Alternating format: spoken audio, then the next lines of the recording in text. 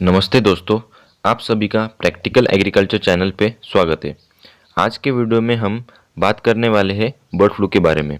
जैसे कि आप स्क्रीन पर देख सकते हैं कि आज हम इन सभी टॉपिक्स को कवर करने वाले हैं। हम बर्ड फ्लू की हिस्ट्री, सिम्टम्स, प्रिवेंशन और ट्रीटमेंट, और क्या ये बर्ड फ्लू इंसानों को हो सकता है, और अगर होता है तो उसके सिम्टम्स क्या होता है, और मेन टॉपिक, क्या हम चिकन और एग्स खा सकते हैं। तो इन सभी टॉपिक्स पे आज बात होगी, तो वीडियो को आखिर तक जरूर देखना। तो पहला है हिस्ट्री। बर्ड फ्लू सबसे पहले 431 बीसी में एथेंस में हुआ था। 1557 में यूरोप में, 1918 में स्पेन में जो H1N1 स्ट्रेन था। 1957 में एशिया में हुआ था जो H2N2 स्ट्रेन था, और 1968 में हांगकांग में हुआ था जो H3N2 स्ट्रेन था। आप स्क्रीन पे देख सकते हैं recent outbreak of bird flu in overall world. आप वीडियो पॉज करके इसे पढ़ सकते हैं। इसमें ईयर ऑफ आउटब्रेक, कंट्री का नाम और स्ट्रेन दिया गया है। बर्ड फ्लू की इंडियन हिस्ट्री की बात करें तो सबसे पहले बर्ड फ्लू 2006 में महाराष्ट्र में पॉजिटिव मिला।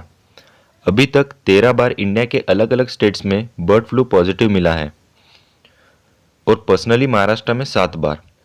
सितंबर 2019 में इंडिया ने खुद को बर्ड फ्लू फ्री नेशन घोषित किया था, और फिर से 2020-21 में बर्ड फ्लू इंडिया में पॉजिटिव पाया गया है। करंटली बर्ड फ्लू की 11 स्टेट्स में पॉजिटिविटी कंफर्म हुई है, जिसमें राजस्थान, केरला, मध्य प्रदेश, हिमाचल प्रदेश, महाराष्ट्र, दिल्ली, उत्तराखंड, उत्तर प्रदेश, छत्तीसगढ़, हरियाणा और गुजरात स्टेट शामिल है। अब सेकंड टॉपिक है symptoms of bird flu in poultry birds. ये जनरल सिम्टम्स है, और आगे हम मेजर सिम्टम्स देखेंगे।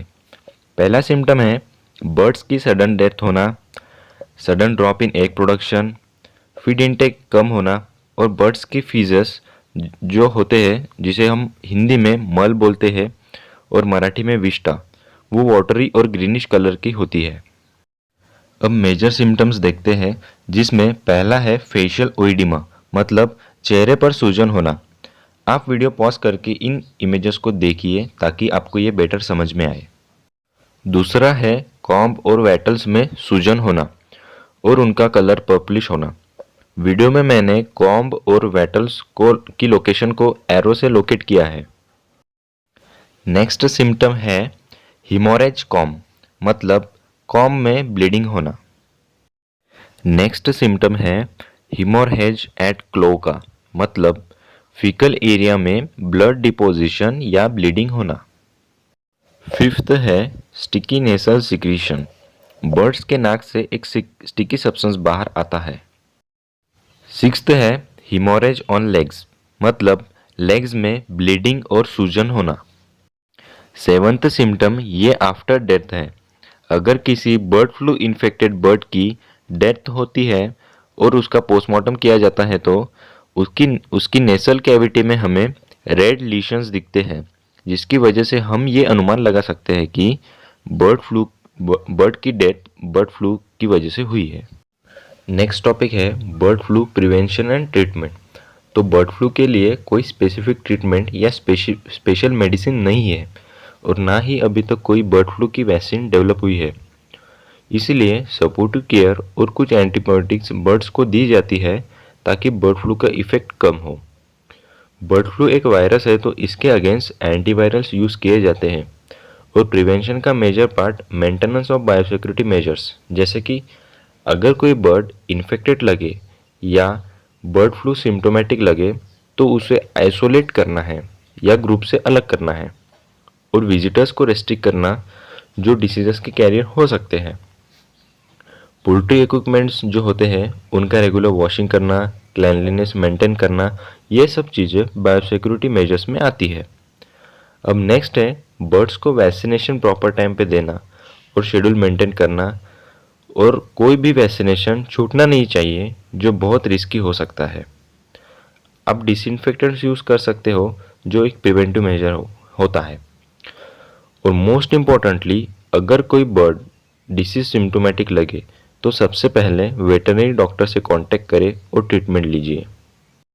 नेक्स्ट टॉपिक है can bird flu spread in human beings? क्या बर्ड फ्लू इंसानों को हो सकता है?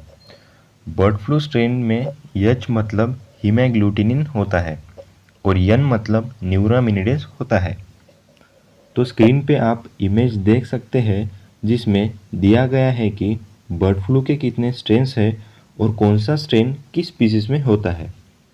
तो हीमोग्लूटिनिन के टोटल 15 स्ट्रेन्स हैं जिसमें से 1, 2 और 3 मतलब H1, H2 और H3 इंसानों में हो सकता है।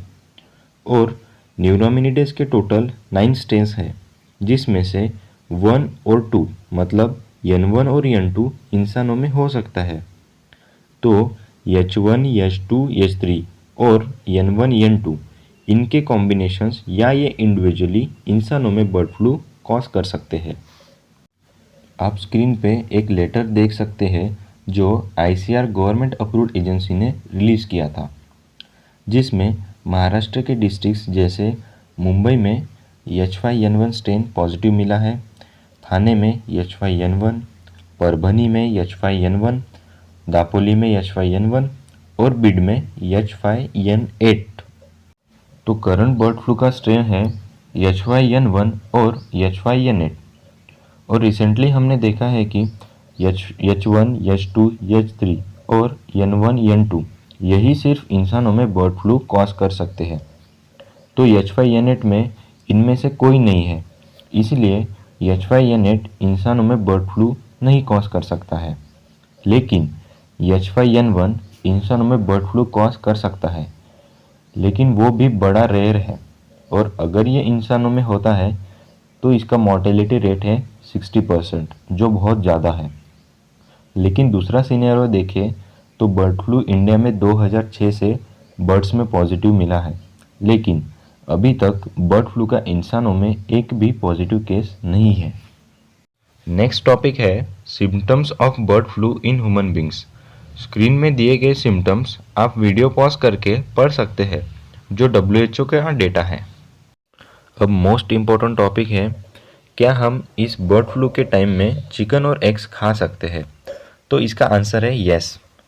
अगर आप चिकन और एग्स प्रॉपर कुक करके खाते हो तो आपको बर्ड फ्लू का कोई डेंजर नहीं है, क्योंकि बर्ड फ्लू ये हीट सेंसिटिव वायरस है जो 70 डिग्री सेल्सियस के अबव टेम्परेचर पे मर जाता है और अभी तक ऐसा कोई एविडेंस नहीं है या कोई ऐसा केस नहीं है जिसमें प्रॉपरली कुक चिकन खाने से किसी को बर्ड फ्लू हुआ हो।